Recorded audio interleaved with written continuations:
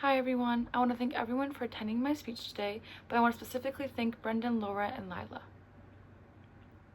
Depression is being colorblind and constantly told how colorful the world is, which is a poem by Atticus Poetry in his book The Dark Between the Stars that I think perfectly describes what depression can feel like for people who don't understand it or haven't experienced it themselves, and how depression is a silent struggle that many people can misunderstand, and they don't realize how much it truly impacts your life until they've experienced it themselves or watched a loved one go through it. So today I'm here to inform you a little bit about depression, specifically in younger adults, and including its causes, effects, and possible treatments given. We're going to begin with some causes, and one of the first major causes of depression can be a biological factor, which means depression can be genetic, and people that carry this gene are more prone to experience it at some given time in their life.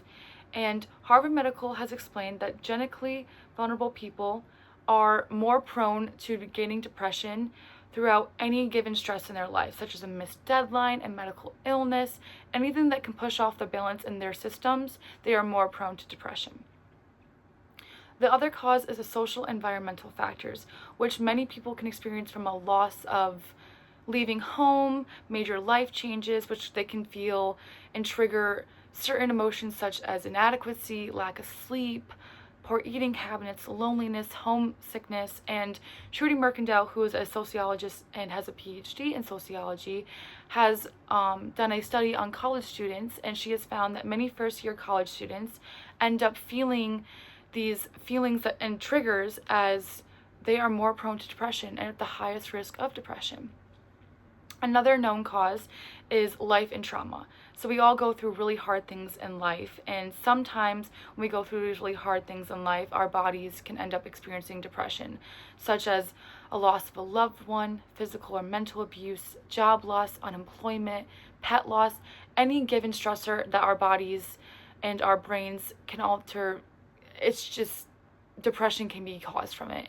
And it's really important to know that it can just happen at any given point in time in life. Now that we've talked a little bit about some causes of depression, we're going to talk about some effects. And depression often causes both mental and physical effects. Some mental effects are often hopelessness, sadness, suicidal thoughts, not wanting to do anything, feeling like they're better off not being here. And as I explained with Trudy Mercandale, who did the college study, she found that first-year students are more linked to experiencing any more mental effects and depression than any other human, and they have the highest suicidal risk. Now, these mental effects can end up impacting our physical bodies, as our bodies produce what is known as cortisol, which is our stress hormone, and a little bit of it is okay, but too much of it can cause actual harm. And as Harvard has found, our bodies go through what is called a feedback loop, and a feedback loop is what controls our fight or flight response. And if we don't control our fight or flight response, we can produce too much cortisol, which can end up causing high blood pressure, immune issues, depression, especially depression, as our bodies have no way of getting rid of the extra stress our bodies are given, and it's just really harmful for our bodies. Now that we've talked a little bit about some effects of depression, we are going to talk a little bit about some treatments and support that are given. The most common known treatment is therapy or counseling, which can be done virtually. It can be done in an office.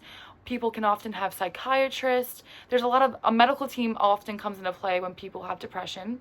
And the National Mental Health Institute found that cognitive behavior therapy is the known therapy to work the best for people with depression, which basically just changes their patterns and thoughts of these negative feelings or these feelings of hopelessness and sadness that the people are experiencing. And they often found that this is the best way to cure or to reduce depression. Next is medication, which are many medications that are known are antidepressants. And antidepressants are great, but it is often recommended to not just use medication to counteract depression. You should be using it actively with the therapy and counseling, as that reduces the best, or I shouldn't say reduces, it helps the best way of impacting your mental health. And then for severe cases of depression, doctors use what is called brain stimulation therapy. And basically, brain stimulation therapy, as the National Mental Health Institute says, is they alter brain chemistry waves by shocking them with electrical waves or magnetic waves, and this ends up changing the brain chemistry a little bit and activating certain brain hormones and all that stuff that impacts how people are depressed.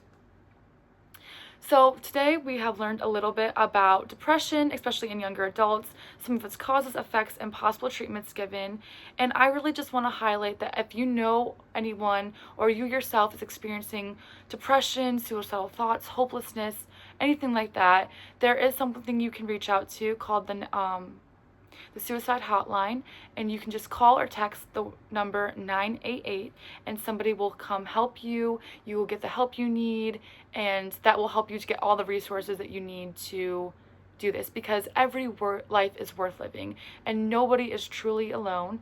And if you or someone that you know is experiencing this, please get help, because depression has taken so many people from this world, and together we can help reduce and find a way to connect together in some way. Thank you.